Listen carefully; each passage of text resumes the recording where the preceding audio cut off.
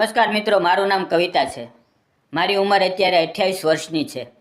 મારો જન્મ એક અત્યંત ગરીબ પરિવારમાં થયો હતો, જ્યાં 2 ટકના રોટલા માટે પણ મારા માતા પિતાએ લોહીનું પાણી કરવું પડતું હતું.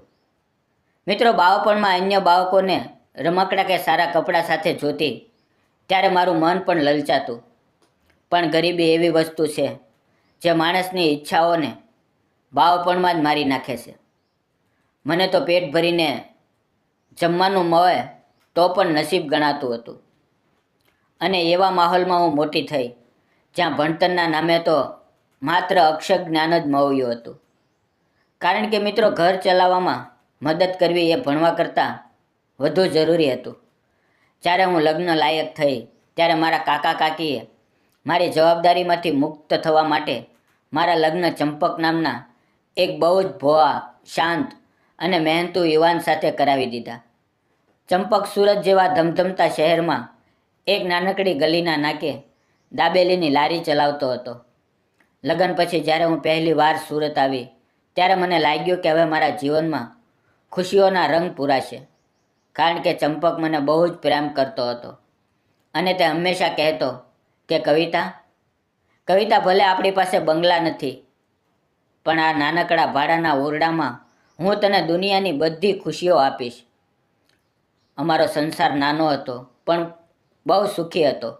લગ્નના એકાદ વર્ષ પછી અમારા ઘરે લક્ષ્મીનો અવતાર એવી એક સુંદર દીકરીનો જન્મ થયો, જેનું નામ અમે રિંકલ રાખ્યું.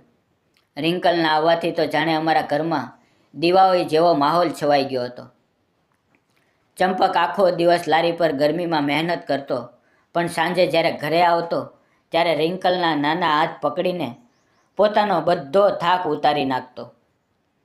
તે રાત્રે મોડે સુધી રિંકલને આલરડા ગાઈને સુવડાવતો અને અમે બંને ભવિષ્યના સપના જોતા કે આપણી દીકરીને આપણે બહુ ભણાવી છે.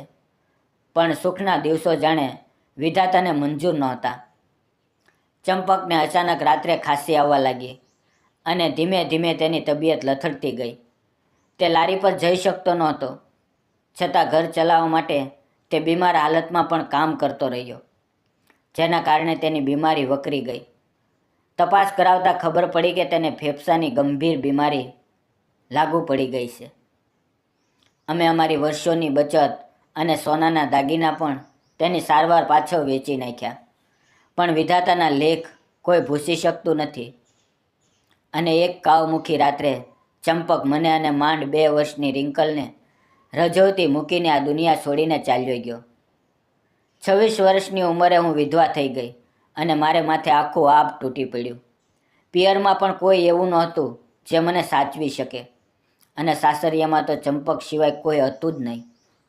સુરત જેવા અજાણ્યા અને મોટા શહેરમાં એકલી સ્ત્રી માટે દીકરી સાથે જીવન જીવવું એ મોત સમાન હતું. લોકોની નજરો બદલાઈ ગઈ હતી. કોઈ દયા બતાવતું તો કોઈ ગંદી નજરે જોતું હતું. પણ મારી દીકરી રિંકલ માટે હિંમત હારવી પોસાય તેમ નહોતી, કારણ કે તેનું પેટ ભરવું એ મારી પ્રથમ જવાબદારી હતી.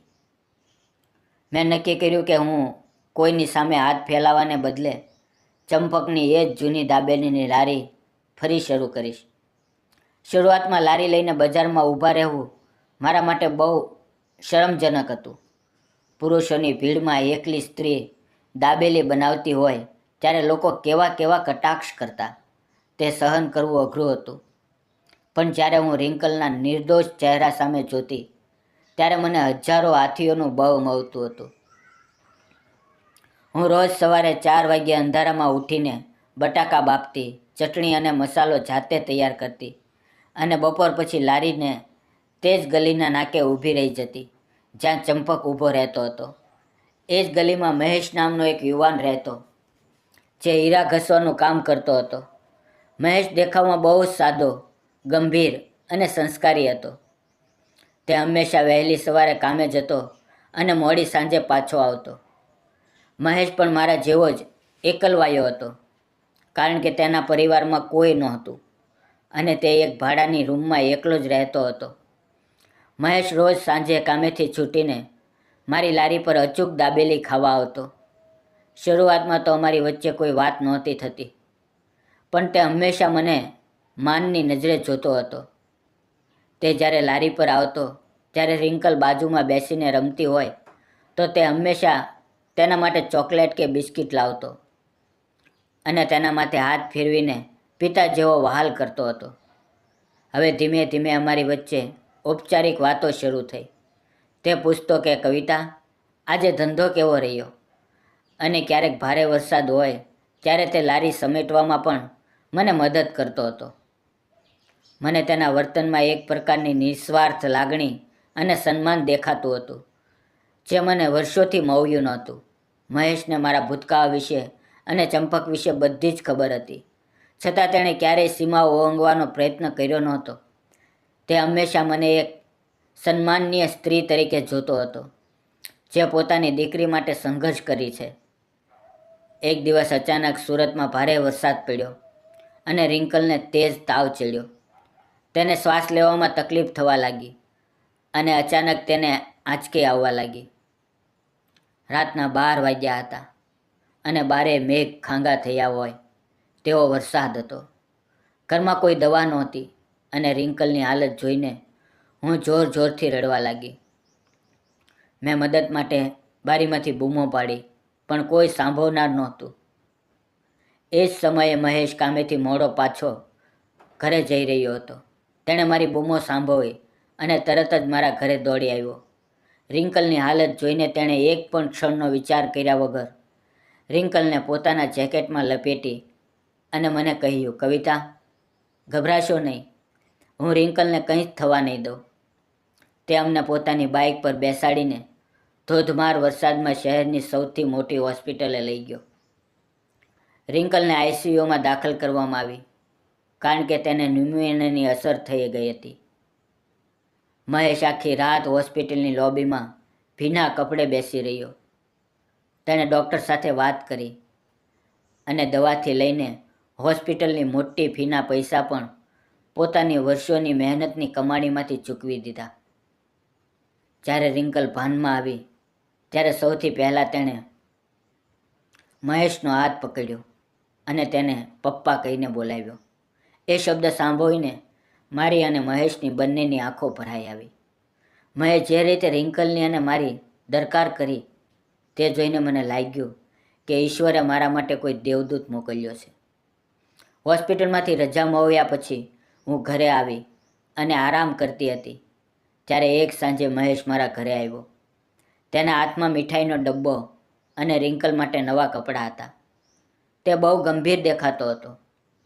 તેણે ચા પીતા પીતા બહુ જ હિંમત ભેગી કરી અને મારી આંખોમાં જોઈને કહ્યું,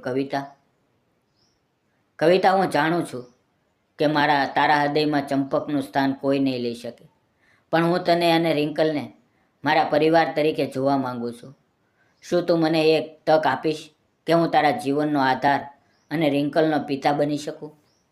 હું વચન આપું છું કે હું રિંકલને મારી સગી દીકરીથી પણ વિશેષ પ્રેમ આપીશ અને તને આજીવન સન્માન સાથે રાખીશ.